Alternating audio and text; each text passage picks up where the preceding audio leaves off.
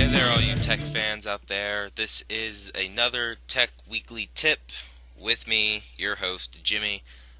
Today I'm going to be going over how to make a simple Hello World program in the programming language Python.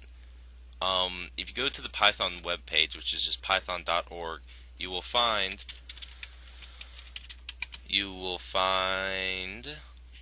the download section here, and you can download all the things you need, and you'll also download these two things, which is the idle and the command. I renamed the idle to GUI because it's the graphical user interface right here, graphics user interface. So let's go ahead and get started.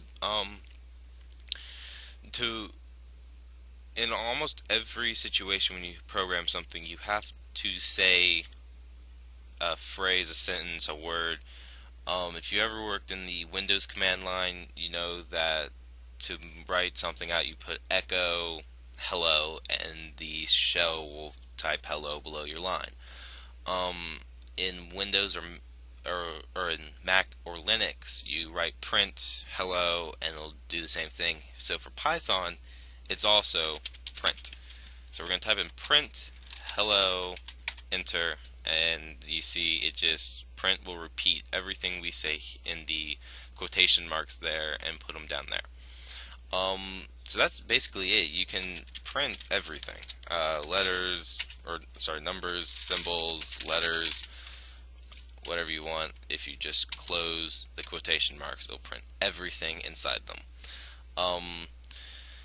Let's see now.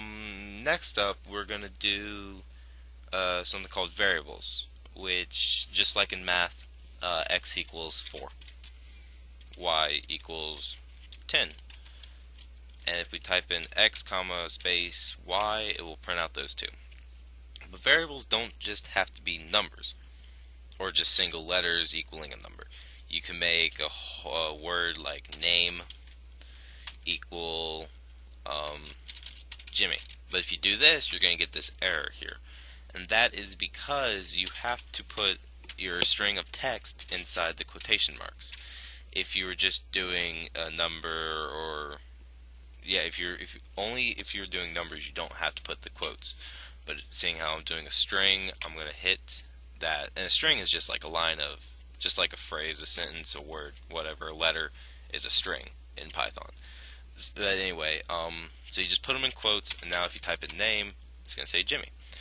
So I'm going to go up here to shell, and I'm going to restart the shell so all the variables don't equal anything. Alright, so if you type in X, it's just going to give you an error. I shouldn't have done that, actually, because let's just put X equals Jimmy. Let's do that. Okay. Now we can also combine the print command with a variable. So we can do print hello, comma, space, whatever variable you want to use. In this case, I'm using X. So it's going to say hello Jimmy. And this is going to come in handy if you want to do like a what is your name, you type in James or Jimmy or Duck or whatever, you push enter, and it's going to echo back to you hello whatever you put in. That's going to come in handy here pretty soon when we make our simple program. Also, Python is pretty cool, and it has its own like little math system built into it. So you can type in numbers plus another number, and it will give you numbers back. You can divide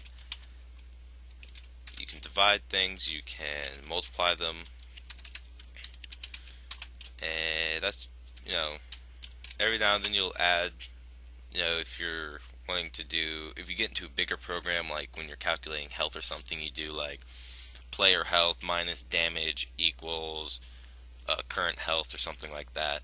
But we're not going to get into that. That's getting into some complicated programming that I'm still kind of sketchy on. So we're just going to keep it simple and move on. To make an input where a user will input data or a name or something, it's called raw underscore input. That's the command for it. I just wrote raw input. Raw input. There we go. And if you put raw input, you're going to have to put quotes again. Actually, you're going to have to put parentheses around the quotes, like that. Because you're going to that's just how raw input works. You have to put the quote parentheses around your string you're using, and I'm going to type in what is your name? Question mark, space. And I'm going to put that space in there because if I don't, it's going to put your cursor right next to that